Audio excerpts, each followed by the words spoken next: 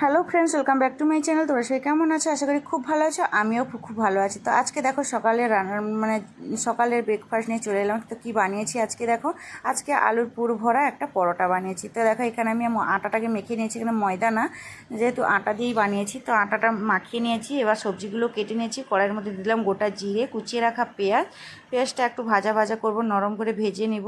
তো ভাজা হয়ে গেছে প্রায়। এবার আমি এর মধ্যে দিয়ে দেবো গাজর কুচি, গাজরটাকে গ্রেট করে নিয়েছি, ওটাকে দিয়েও ভালো করে কষিয়ে নেব। আদা গ্রেট করা, এটাকে দিয়েও ভালো করে ভেজে নিলাম, আদার একটা গন্ধ বেরিয়ে গেছে। এবার দেখো এর মধ্যে আমি দিয়ে দিব, ভালো করে নাড়াচাড়া করে মিশিয়ে নিয়েছি কাঁচা আর পাকা লঙ্কা কুচি। তো ওটাকে দিয়েও ভালো করে একটা পুর তৈরি করতে হবে। এবার আমি একটা আলু নিয়েছি, আলুটাকে সেদ্ধ করেছিলাম।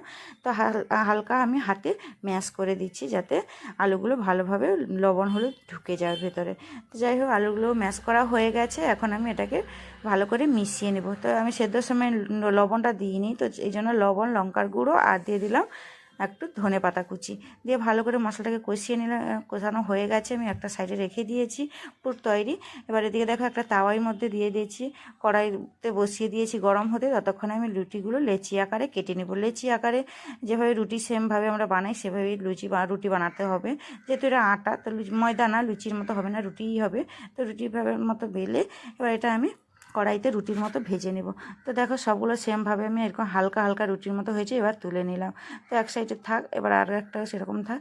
তো এবার এই যে পুর নিয়েছি, এবার পুরের মধ্যে আলুগুলো দিয়ে এবার আমি একটা রুটি একটা ঢাকা দিয়ে দিব।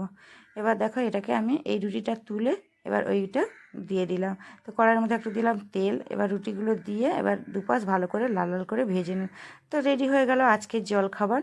তো কেমন হয়েছে ভিডিওটি কমেন্ট করে অবশ্যই জানিও। দেখা হচ্ছে নেক্সট একটি ভিডিওতে। সবাই খুব ভালো থেকো, সুস্থ থেকো, টাটা বাই বাই। আর আমার ভিডিওটি যদি ভালো লাগে একটা লাইক অবশ্যই করে দিও, আর বন্ধুদের সাথে শেয়ার করে দিও। ফেসবুক পেজ থেকে দেখলে পেজটিকে ফলো করো, আর ইউটিউব থেকে দেখলে চ্যানেলটিকে সাবস্ক্রাইব করো।